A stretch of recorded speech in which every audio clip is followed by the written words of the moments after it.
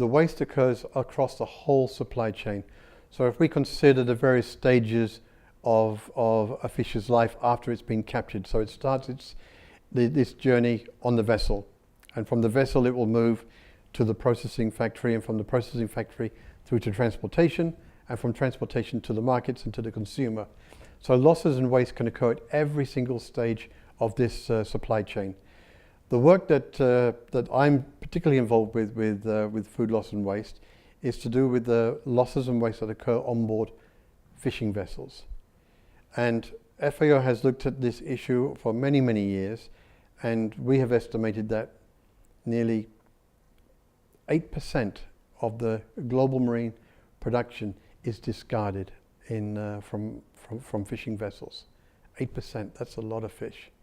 That's an awful lot of fish that could be used for human consumption, but also it's fish that has the potential for providing revenue for those fishing communities. So it's serious, but it's not just there. Fish is also lost in processing factories. We cut the heads off, we cut the tails off, we throw away the bones. All of this could be value added through some additional value added processing technology, but at the moment, a lot of it finds its way into landfill. We also have in some countries, particularly many developing countries, fish spoilage. If we don't have good ice facilities, good cooling facilities, good freezer capacity, then fish that is stored is subject to being spoiled through to flies or being left in environments which are warm, and that will also spoil, and in some cases that can also be quite serious losses occurring there. But take those forward and look at transportation. Clearly, if fish which requires to be stored at low temperatures in order to preserve it, and the preservation systems are not operating correctly, you can have losses there.